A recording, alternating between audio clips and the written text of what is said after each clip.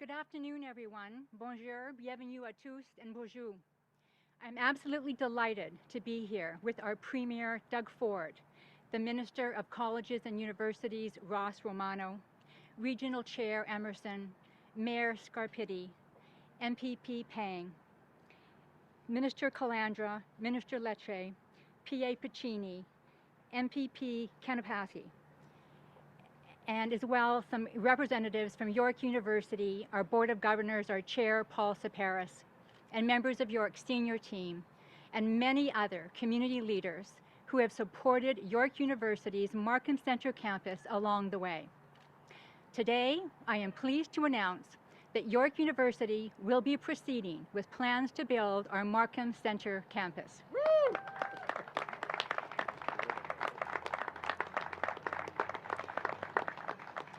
Premier, we have a bold vision and a solid plan, and we will have shovels in the ground in the coming days so that we can open the doors in 2023.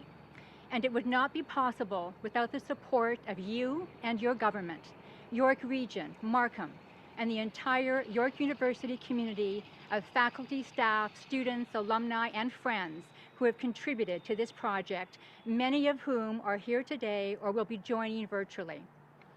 York University's engagement in York Region has been steadily increasing over many years to keep pace with the incredible growth of the population and industry.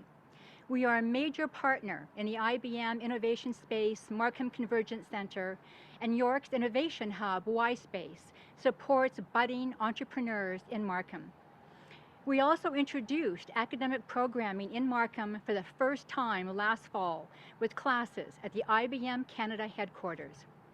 This new state-of-the-art campus will enhance accessible and affordable post-secondary education for thousands of students who will be able to attend a high-quality, research-intensive university right here in York Region, offering professionally relevant programs in high-demand areas.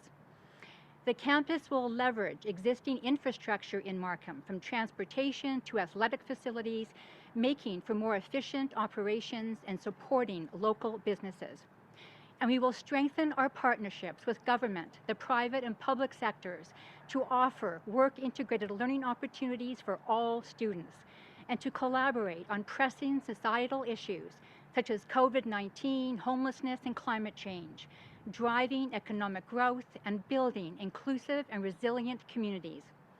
On behalf of York University, I am grateful to have the support of the provincial, municipal, and regional governments, the donors who share our vision for the future of higher education, the people in Markham who have welcomed us with open arms, and the entire university community.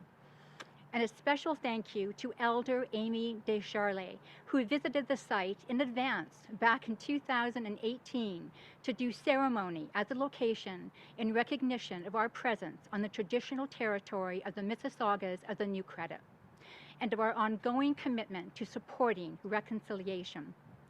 The milestone we celebrate today represents a very bright future for students, Markham, York Region, and the province. Thank you. Merci, miigwech.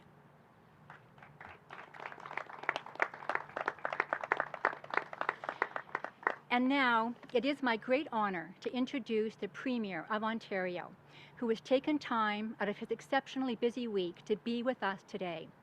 During one of the most challenging times we have ever seen in Ontario and around the world, we have seen our Premier out every day, often on the front lines, sharing important information and working tirelessly to ensure that all Ontarians stay as safe as possible amidst this global pandemic. Premier, thank you for all that you are doing to support Ontarians, and thank you for being here today with us to support this vitally important infrastructure project. Please join me in welcoming Premier Doug Ford. Thank you so much, Doctor. Well, thank you so much, Doctor, and well, good afternoon, everyone, and thank you, Dr. Lenton, for the very kind words and kind introduction. I'm excited to be back in Markham today for another fantastic announcement. I'm joined by Minister of Colleges and Universities, Ross Romano, along with the Parliamentary Assistant for Colleges and Universities, MPP Dave Piccini. Ross and Dave are doing a great job with this incredibly important file. Also here today is our wonderful Minister of Education, Stephen Lecce. I'm also joined by our excellent provincial representatives from Markham, MPP Billy Pang, MPP Logan Kenapathy, and Minister Paul Calandra. Billy, Paul, and Logan are working hard to serve the people of Markham, and today's announcement is proof that they're getting results. And I'm happy to be joined by our municipal partners, York Region Chair Wayne Emerson and Markham Mayor Frank Scarpitti. Mayor, you and your team are doing a fantastic job here in Markham. What a beautiful city it is. I also want to recognize Markham CAO, Andy Taylor. Now, Andy is a true champion, my friends. The city of Markham has been a true partner. You guys are doing a great job, and thank you for everything you're doing. My friends, I'm thrilled to be back in this beautiful city of Markham. This is an incredible city with amazing people, with amazing leadership. It's a city that is growing fast, and that's why our government is making historic investments for the people of Markham and York Region. We're making these investments to keep up with the growth and ensure a bright future for Markham and York Region. That's why we're going to build subways for the people of York Region. We are investing a historic $5.6 billion to build the Yonge North subway extension to serve the people of Markham and Richmond Hill with rapid underground transit. Boy, I'm clapping for that one. I'll never forget the day the mayor made me sign that shovel too. I told him every time I sign something, it costs us hundreds of millions of dollars up here. But it's why we're expanding two-way all-day GO service on the Stouffville line. These are great numbers too, growing from 1,500 trips a week to 6,000 trips a week. Even when they had showed me those numbers, I said, "Are you sure they're right?" And that's right, 6,000 trips a week. And it's also why we have shovels in the ground to widen 404 from 407 to Major Mac, so people can get to work on time and get home sooner. These investments will be critical to keep up with the incredible growth we're seeing in this region. In fact, by the year 2040, Markham will be a place where the population of ages 18 to 22 will increase by 34%. Now, folks, this is the highest growth rate anywhere in the province, and that's why today's announcement is so important. Today, we're announcing the first ever university campus in York Region. This is truly historic, and it's long overdue. My friends, I'm thrilled to be standing on the future site of the Markham Center campus of York University. This will be a place where we unlock the potential of our young people in York Region and beyond. I want to thank Dr. Lenton. Thank you so much for your leadership. We couldn't have done it without the doctor. York University was able to bring the community together to support this important project. They raised working capital, fundraised, and secured donations. They worked with all levels of government, the private sector, and their community to get this historic project going. It's truly incredible. This is the first project started under our new framework for major post-secondary expansions. It is a win-win for everyone, and we are thrilled to see this project move forward. The construction of the campus alone will create over 2,000 jobs and generate over $350 million in immediate economic benefits. The Markham Center campus will give 4,200 students access to 20 world-class degree programs. Students here in York Region will be able to get a degree in high-demand fields like technology, data science, commerce, and entrepreneurship. My friends, we are starting something today that will benefit the people of Markham and York Region for generations to come. Before I pass it over to Minister Romano, I just want to say, I know Markham and York Region are entering Stage 3 today, along with 6 other regions across the province, and this is great news. And I know the people are expecting to hear an update on Stage 3 reopening from us on Monday. But the health officials have asked for a little more time to analyze the numbers. And as I've always said, we can't rush this. We will only move forward based on the best medical advice from the Chief Medical Officer, command table, and our local public health units. We will have an update for you on Wednesday on stage 3 and the status of the 3 other regions. And I'm hopeful that we'll have some good news to share on Wednesday for those regions waiting to enter stage 3.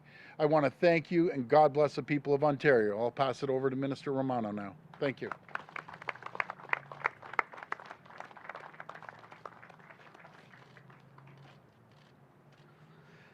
Well, thank you very much, Premier, for that kind introduction, and good afternoon, everyone.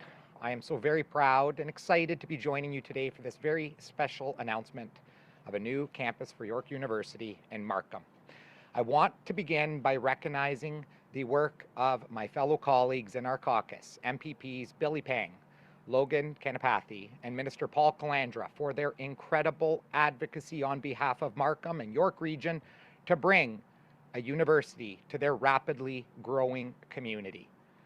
These 3 have been working around the clock, and they have never wavered in their advocacy for this project. They have been fighting from the very start, and I can't stress enough to you all how much it is their tenacity that has made today possible. Thank you so much to our Markham area MPPs.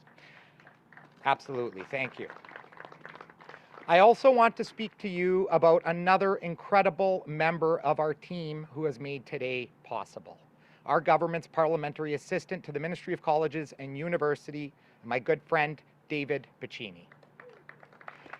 Approximately 1 year ago, I don't want to take your applause there, David. You'll get another opportunity.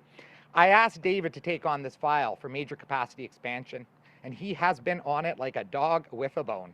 He worked closely with institutions, municipal partners, and provincial political representatives to develop a plan, and he very quickly recognized the need to develop the framework that brings us here today, so that institutions and communities across our great province would know exactly what they would need to do to be able to make this type of experience possible, as Markham and York were able to do. I want to extend an extremely, very, very special thank you to our parliamentary assistant, David Piccini, for his practical and his thoughtful approach to getting this framework created. And I want to share with you all now the 3 fundamental pillars to our government's framework for major capacity expansion that was made possible with the great work of our parliamentary assistant, David Piccini. First of all, it's about community involvement. This is about ensuring that the community and all levels of government collaborate in the project in a way that leverages existing community supports and facilities, such as athletic facilities. The basic principle under this partner is about leveraging community partnerships. The second pillar is about meeting labor market needs. This is about ensuring that there is a market for the proposed school and ensures that the programs offered will provide future graduates of institutions with the skills that they will need to fill vacancies and future labor market needs of the community and the region. And the final pillar is the funding model. The funding model was created in recognition of the financial realities of our province, which at this time make it impossible for Ontario taxpayers to be able to fund the significant capital expenses that are required to build and equip a modern and high-tech university or college. As such, this pillar requires that any new major capacity expansion projects, such as the York Markham campus we have announced here today, will receive operating expenses only from the province at this time. This is why, with respect to the announcement here today, York and Markham, working together with other community partners, have found a way to independently raise all of the necessary capital costs to build and equip this campus in Markham with a total capital and equipment valued at $275 million.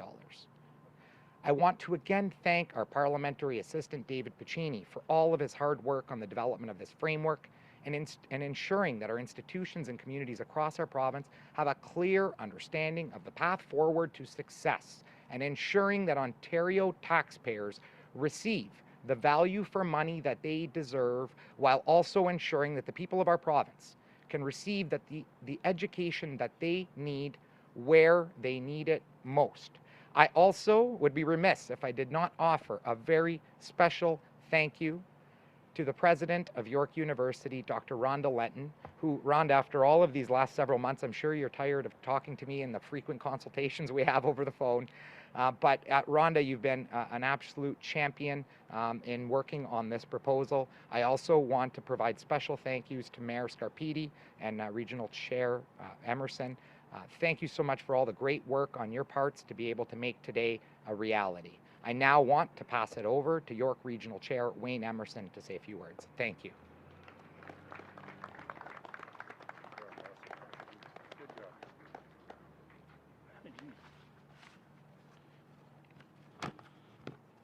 Well, thank you, Minister and Premier.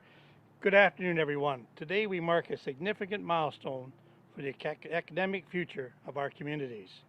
On behalf of York Region Council and our 1.2 million residents, a sincere thank you to you, Premier Ford, the Government of Ontario, York University, and the City of Markham for joining with York Region to make this announcement. There is a shared vision for York Region and our partners. Together, we are strengthening opportunities for students and showcasing York Region as a destination of choice for higher learning. In order to support our economic growth, we need to connect students and researchers with our diversity and high-tech business community. The best way we do this is through direct investments in our people, education, and our economic industry. That is why, in 2015, York Region Council committed up to $25 million to help this campus become a reality. Today, I'm proud to reaffirm our financial commitment. This campus will provide York Region students with even more opportunities to study and thrive in the local community. Building a campus in the City of Markham is a great choice for York University. The campus will offer us direct access to multiple transit services and amenities, including York Region Transit and Viva, Go Transit, the Markham YMCA, and the Pan Am Center. Our business sector will also benefit from the influx of students working in placements and internship. On behalf of York Region Council and the Region Municipality of York, our thanks to all for making this happen. This is truly a great day for York Region and marks the next step of an exciting partnership to invest in our people, the economy, and the future. So once again, Premier, I really want to thank you for all your work and the work you're doing on the COVID. And I have to say, the first 2 or 3 months with COVID, sir, you were very, very concerned about what was happening. But the last couple of weeks, I've seen you smile, which is great, Premier. I'm really glad that I know you've had a lot of pressure, sir, but with your government, we will move mountains. But thank you very much. Thank you. Thank you, sir. Appreciate it. Very kind words. Thank you.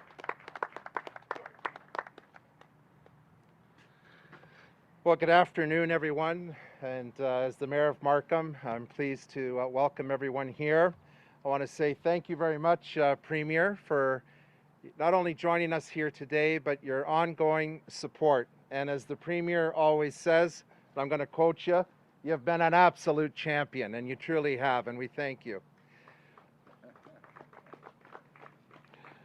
I also want to say thank you to Minister Romano. And Minister, you've had an enormous task of revamping and developing post-secondary education in the province and developing a new strategy. And it's great as part of that strategy that we're here to announce the first major university expansion. So thank you, Minister. And as indicated, I also want to say a special thank you to David Piccini, Parliamentary Assistant to the Minister. While the Minister was tasked with the overall strategy, I want to thank David for rolling up his sleeves to work out the details of this particular project. I thank you for some really incredible work. So thank you. Let's give him a hand. He's done a great job. We just are so incredibly proud and excited to be home to York Region's first public university. This is a momentous occasion, not only for the City of Markham, but for the GTA, York Region, and for the entire province of Ontario. It used to be said that York Region was the only jurisdiction with a population of more than 1 million people in all of North America that did not have a major university. Well, guess what? After today, that can't be said anymore. So thank you, Premier. We're celebrating the incredible partnership between York University, the City of Markham, York Region, the Province of Ontario, and I must say, the generosity of some private donors who are here today, and I thank them for their generosity. All partners remain steadfast in their commitment to see this project through. And it's fair to say that we all worked to make this a reality. But make no mistake, we would not be here today if it wasn't for the determination, the perseverance, and the incredible commitment from President Rhonda Lenton. Thank you, President Lenton, for all your work. I'd also say thank you to our local MPPs, in particular, Minister Paul Calandra, also Billy Pang, Daisy Way, Logan Kanapathy, and Guy Lamartu for their incredible support. I want to say thanks to the previous council and our current Markham Council, and they can raise their hands, they're here today. Thanks to council because it's their commitment. Let's give them a hand. Yeah, they're great work on behalf of everyone. It's because of their ongoing commitment that made it possible for the City of Markham to donate the land for this university, which is valued at more than $50 million, an incredible, incredible contribution. And as you've heard, this campus will transform post-secondary education here in York Region and the GTA. Now is exactly the right time to build this campus. As was said by the Premier, the number of 18 to 22-year-olds in York Region is projected to grow by 34% to the year 2041. That's the highest growth of that age group in the whole province. This is a growing need in our community to access quality post-secondary education and to have that education close to home, ensuring accessible education to everyone. Ensuring high-quality education is one of the most important things that we can do to ensure a bright and promising future. The York University Markham campus will support York Region's projected population growth, which again is one of the fastest growing areas in all of Ontario. It fits perfectly with the vision that we have here in Markham Centre, building on our highly skilled, highly diverse workforce. Markham is a key player in Ontario's innovation corridor, and it's at the centre of the second largest tech sector in all of Canada. The innovation that's happening right here in this community has far-reaching global impact. This beautifully designed, state-of-the-art campus, and it is beautifully designed. It's not gold, Premier, but almost. It's quite attractive. We'll sit right here in the center of this area, right next to the beautiful Markham Pan Am Centre, and it is within a 5-minute walk to the Unionville GO station as the Premier, an incredible system that's being improved. The campus will offer students more than 20 degree programs. Students will receive an experience unlike anything else. They'll receive the necessary education, the skills, and the training, while also having access to workplace experience working collaboratively with our information and technology companies. This is an investment in our future. In fact, it's the most powerful investment in our future. There's no greater return than investment than in education. It forms a solid foundation for the path forward. And with this, Markham, as a 21st century city, is ready for the future economy. This will strengthen our position as a hub for innovation while driving the future prosperity of the province. There's always been the strength of this proposal, but now it will be a driving force, a much needed driving force as we engage in our economic recovery. We cannot wait until the students from all across York Region, the GTA and beyond will be here when the doors open in 2023.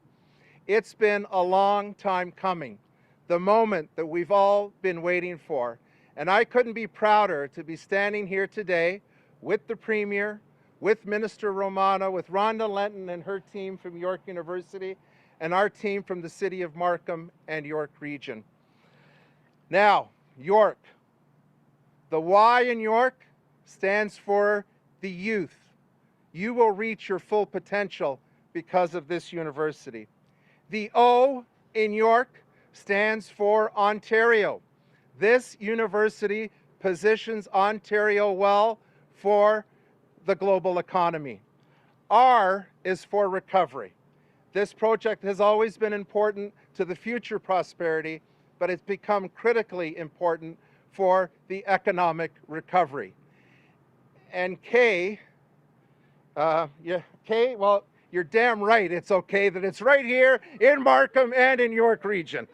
I never was very good at those acrostic poems. But anyways, our shared commitment to this landmark project ensures that university will be here in the Markham Center area. It's moving from a vision to a reality.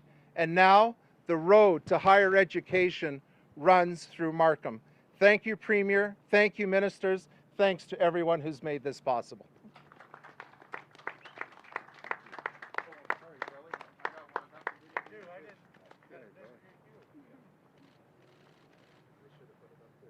Thank you, Mayor Scarpitti and Chair Emerson, for those inspiring words. Thank you for your leadership through these extraordinary times. As the MPP for Markham Unionville, I'm thrilled to hear that this important project is moving forward. I want to thank the Premier and Minister Romano for joining us here today to share this exciting news. Dr. Lenton, thank you for your spearheading this community building project that will help provide a world-class education to our young people and top-notch talent for local businesses. As the Premier always says, we have the brightest and smartest mind anywhere in the world, here in Ontario. In addition to that, we also have the most thoughtful and caring young people here in our province. I'm so proud of the York University students and staff who has gone above and beyond this past few months, whether it was collecting PPE donations for healthcare workers and homeless shelters, or providing grants for COVID-19 research projects. They have shown the true Ontario spirit. And today, we are taking another step forward to build a better future for our young people and help prepare them for the jobs of the future. We will ensure our students in York Region have access to world-class learning closer at home, set them up for living success.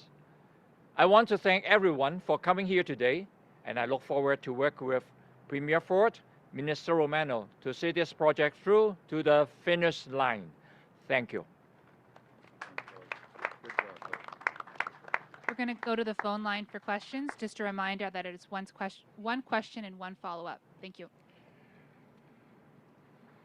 Your first question comes from Afua Ba with 105.9 The Region. Please go ahead. Hi, how you doing? Good afternoon. I'm well. I hope you're well too. Thank you so much for taking my question.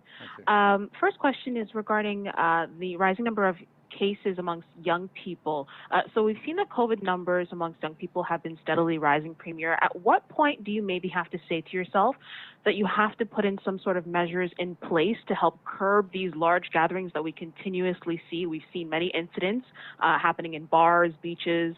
Bylaw officers, clearly not enough, and I'm sure municipalities are trying their best, but it looks like there is some sort of additional help that they need from the province. I believe maybe if you and also Markham Mayor Frank Scarpitti can also chime in on this answer. Yeah, well, it's disturbing. We're seeing the numbers fluctuate. We were at 103 yesterday. We're up to about 190 today, and it's always concerning, but people and the young people, we have the brightest young people anywhere in the world. I always say that, but there's a small percentage, guys. You just, I'm telling you, you just can't go to these parties. It's you're going to go home. It's not little Johnny I'm worried about. It's little Johnny's grandparents I'm worried about. They go see grandma, grandpa, or mom and dad. That's concerning. So the vast majority of the young people are cooperating. They're following procedures and guidelines, and you get the odd small group, but the party out in Ottawa I heard about. One young guy had it and invited everyone, and maybe he got tested. He didn't know he had it at the time, but still, guys, just don't go to the party. What more can I say? Be responsible, and to put a guidelines across the province, I always say, Timmins isn't Toronto, Manitoulin isn't Markham, Kenora isn't Kitchener. We have such a vast area, and I want to emphasize this. I think I say it at every press conference. Every local chief medical officer has the powers to put in protocols, and if they want to put protocols into large urban areas, by all means, I welcome it. I encourage it. So if you have a large urban center and you're seeing issues, then put in the protocols. Make sure that we address the issues of the bars. But I can't compare Timmins to large urban areas. I can't compare Kenora when we don't see a lot of COVID cases there. So I encourage the local chief medical officers to use their powers to make the community safer. Something, I'm going to pass this to Mayor Scarpitti. We've had this conversation many times. But Mayor, do you want to say a few words? Well, thank you, Premier. And first of all, I just want to say a couple things. I echo the comments made earlier. Premier, you and your team have just done an amazing job right from the beginning of this pandemic. And not to take anything away from any previous Premier, but I've worked with a lot of premiers in my day. And I just want to say that this Premier is the most accessible Premier we've ever had. And I know that view is shared by many mayors right across the province of Ontario. And so I think the Premier has said it well. He's got other communities that he has to consider, the rural areas of Ontario, and in areas where we have the large urban municipalities, all of us have to be doing what we can do to take the proper measures. And I would just say that I hope the medical officers of health will use their power when they see the need to do it. And certainly I'd be looking for that level of protection, and I know that our businesses and our community would be asking the same. Follow up. Thank you. And my follow-up question, I know that now York Region is now entered into stage 3 today, but a lot of businesses, a lot of large businesses not able to open up as of yet. One example is Cineplex. I know that they have been asking for a little bit of flexibility regarding some of the restrictions in terms of gatherings. Is there any details as to if that would be allowed, if you would be allowing maybe 50 people to be entering in an auditorium at a time instead of 50 people in the building at a time, Premier? So I've been in communications with the CEO of Cineplex. Our team's been in communications, and I understand what he's saying. So you have some of these large cinemas. They have 13 theaters in them, and 50 people are allowed within the whole building. I don't know, what do we do? Put 2 or 3 people in each cinema? It just doesn't make sense. It's not feasible to open up if you have 50 people. But again, I have to rely on the chief medical officer. Cineplex has put a great plan together. It's on the table. We've talked about it numerous times. And I'm just going to follow the the advice of the chief medical officer and the health team. And if they feel that we just aren't ready yet, then we aren't ready. But hopefully, as the numbers decline, and hopefully they're going to continue to decline outside of the couple of bleeps we've seen last few days, then I think they'd be more flexible in having people go into different theaters. But I understand some of the concerns, or even big banquet halls. Say there's a banquet hall, 50, 100,000 square feet. It's hard to justify opening when you're allowed 50 people there. So if we can just hang in there a little bit longer, then hopefully we can increase those numbers. Next question. Your next question comes from Haley Cooper with News Talk 1010. Please go ahead. Hi, Haley. Thank you. Hi, Premier. The Toronto Catholic District School Board voted in favor of a plan that would see children return to full-time classes in September, but without smaller class sizes. So will your government approve this, or is it too risky and therefore it has to be denied? Well, I know this is unusual. The minister's not beside me, but he's standing over there. I'd like to call the minister up here for a second. He's the expert. But our goal, to answer your question, our goal, my goal, and people's goal, and people want certainty. They want to know that they can come into work and their kids are going to be somewhere safe for 5 days a week, and that's our ultimate goal. But Minister, I'll pass it over to you.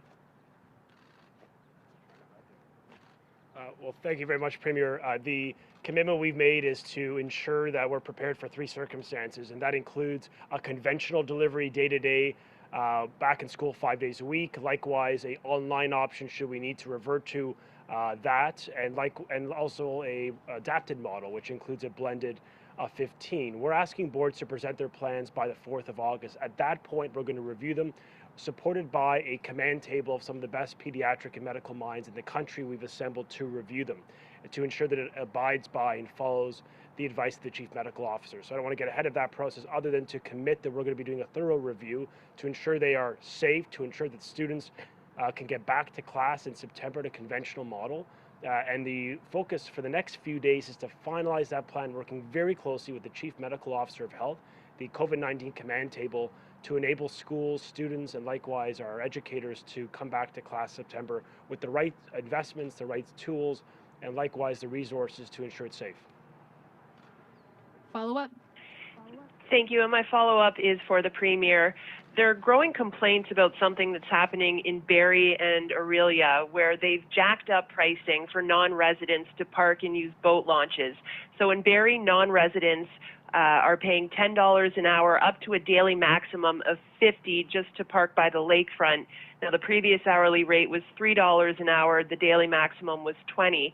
And in Aurelia, from Thursday to Sunday until mid-September, out-of-town visitors are having to pay $50 to park in municipal lots, and they also have to pay $50 to use the city's boat launches, whereas residents can launch their boats for free. They can also park their vehicles for free. So is this not considered price gouging of non-residents, which is something you have spoken out against frequently throughout this entire pandemic? So is it price gouging, and will you be asking that these prices be returned to pre-COVID levels?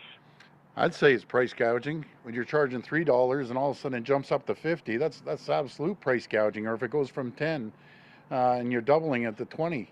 But for parking, $50 up in Barrie. So I'll talk to the Attorney General, Doug Downey. He represents that area. Jill Dunlop in Aurelia, and we'll jump on that. Do you know what I can't stand? I can't stand when companies or governments take advantage of people in a crisis and they start gouging these people. People can barely put food on their tables. They can barely pay their rent, barely pay their mortgage. People are holding on by their fingertips, and so some municipal government wants to gouge you. It's disgusting, in my opinion. So we'll get the Attorney General to look into that and find out what's going on up there. But be fair to everyone. You know, people are coming up there, maybe you go for lunch or dinner and spend their money in local stores, and you want to gouge them at $50 a shot and parking up in Barrie? You got to be kidding me. That's absolutely ridiculous. Next question. Your next question comes from Sean Jeffords with the Canadian Press. Please go ahead. Hi, Sean. Good afternoon, Premier. Wanted to ask you a couple of questions today about Windsor-Essex. We've learned this morning that the region has surpassed Toronto and Peel and become the highest region in terms of case counts, cases per 100,000 people, case rates in the province. The medical officer of health down there has expressed a lot of concern about that. This is very worrying. Is it time to consider mandatory testing for all agri-food workers, farm workers in that region? I know you've resisted it in the past. You've said it can't be done. Why can't it be done? And isn't it becoming increasingly clear that that is going to have to be part of the solution? Well, that's a phenomenal question. It's ironic. You must have been listening to me this morning. I called our team and asked them to get a constitutional lawyer to find out if we can start testing people. If someone comes into our country and we welcome, well, not right this second, but we welcome the folks, and be it migrant workers or anyone else, that's a privilege when you cross the border into someone's country. And I think we're at the point now, and I try to work until you can't work any longer with the folks. And I would like to look into mandatory testing. It doesn't hurt anyone. You come into the country, you self-isolate for 2 weeks, you get tested, and it makes everyone feel more comfortable. because we can't keep going this way. And I had a great conversation with Mayor McDonald of Leamington last night, and we had the same discussion of what you just said. But we have to check the Constitution. I got to make sure I go through the lawyers. I have to make sure I call the federal government. But what's the problem to get a quick test? I've been tested a couple times. I'm sure everyone around here has been tested. And you're coming into our country, you're going to collect a paycheck, you're giving a great service, and I appreciate the migrant workers, I really do. We're protecting them. If for any reason they're sick, they're going to get paid. If they were here last year, they're going to get served. We're going to make sure we take care of them. We're going to feed them. We're going to put them in hotels at our cost. So the least thing you can do is cooperate and get a test, because it holds up all of Essex and Windsor, and it's just not fair to the people of Essex and Windsor. So, you know, I'm up here last few weeks begging and pleading to get tested, and some are getting tested, but there's a lot of people still not getting tested, just refusing to get tested. So that's what burns me up, and we'll look into mandatory testing, especially for the second wave of migrant workers coming in here. I think there's another 3,000 coming in, but I'm not a constitutional expert, and I'm going to check with the legal team on this. And if that's the case, then we'll put an order forward that they should be tested. Follow up? Premier, also on Windsor-Essex, you've been asked a number of times about the province possibly taking charge of the entire COVID response on farms in the region. You haven't answered very clearly. The request, as I understand it, is an official formal request, which is akin to a state of disaster being declared specifically in the region. And the political leaders in the region, as I understand it, feel like it's been ignored. Why is that the case, and why is the province not acting on this or not even responding to it? Well, first of all, they don't believe it's ignored. I talked to Mayor McDonald, talked to Mayor Santos. They understand we have everyone and their brother down there right now. We have special, I call it kind of a SWAT team of medical professionals from Sunnybrook that are in there right now, highly qualified people. We have provincial inspectors down there. We have municipal inspectors. We have Ontario Health, which is running the whole show. Matt Anderson is down there, and he's appointed someone that is reaching out to both mayors, having good conversation with them on a daily basis. We have everyone down there focusing on getting this problem solved and getting people tested. We have public health down there as well, local public health. We have Ontario Public Health. We have everyone and their brother down there right now trying to get this underhand here. So everyone's working hard, and we'll get through this. But I would like to get everyone tested mandatorily. Last question. Your final question comes from Jacob Barker with CBC Windsor. Please go. Hi, Jacob. Hi, Premier. I'm also calling from Windsor, and I did want to ask you about the fact that we do have the highest rate of infection currently in the province. Mm-hmm. We saw 53 new cases today. Do you think that you may have moved too fast, moving the region into stage 2, and would you consider moving it back into stage 1? No, I don't think we moved too quickly, because we have to separate the farms and the migrant workers versus the whole population. When we moved into another stage, I think Windsor was at, 3 cases? And you can't hold up a city like Windsor and a region like Essex because one area is infected. We have to isolate that one group and make sure that we support them, get them proper medical help. And it's a big farming community. It's massive. I want to qualify. I love the farmers. They know I love them. I'll do anything for them. And I support the migrant workers. I support the people. But we have to get everyone tested until we can trace where it came from and what other groups and so on and so forth. We have a large Mennonite population that just went into the farms to help out, and there's a group of Mennonites that also have been infected.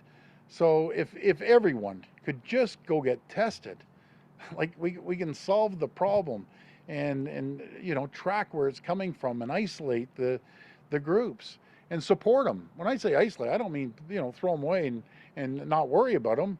We want to give them proper health care. We want to give them funding. We want to make sure they're secure. and fed and hoteled, and we're pulling out all the stops. So I just need the cooperation of the folks that if you have, you know, runny nose, if you're feeling sick, please, please go get tested. It's absolutely critical. Follow up? Yeah, I did also want to ask you about what we heard yesterday from Ontario Health about the fact that they actually put a pause on farm testing because of confusion and a lack of communication with the employers. And up to now, we've only seen 19 out of 170 farms that have had on-site testing. So you mentioned, you know, mandatory testing, but what in this climate are you doing to specifically make sure that these workers are getting tested? Well, we're in full communication with OMAFRA. We have the Minister of Agriculture on it. Guys, I'm just going to cut to the chase here. If you have migrant workers, get them tested. Bottom line, full stop, that's it. We can't keep playing this, you know, cat and mouse game. We're chasing. It's common sense. Get the people tested. I just can't stress it anymore. It's frustrating when I beg and I plead up here to get them tested. And it's very simple. We will go to your farm. We will help you. We will support you. We will bend over backwards to do whatever it takes to get these people tested. And I just can't force them right now, but we're going to look into seeing if we can ask the people, if you're visiting Ontario and you're working here in Ontario and we're giving you the privilege of working and we're paying you to work and we're helping you, we're supporting you, giving you shelter and food and hotels and so on and so forth, get a test. What more can I say? Get a test. And sorry for being frustrated, but it's like banging your head up against a brick wall, begging and asking for it, and they're just ignoring it. Because, you know, next time around, we'll take a different approach. But I just want to thank everyone. Ontario's still doing a great job. So thank you, everyone. God bless you. Have a very safe weekend. Thank you.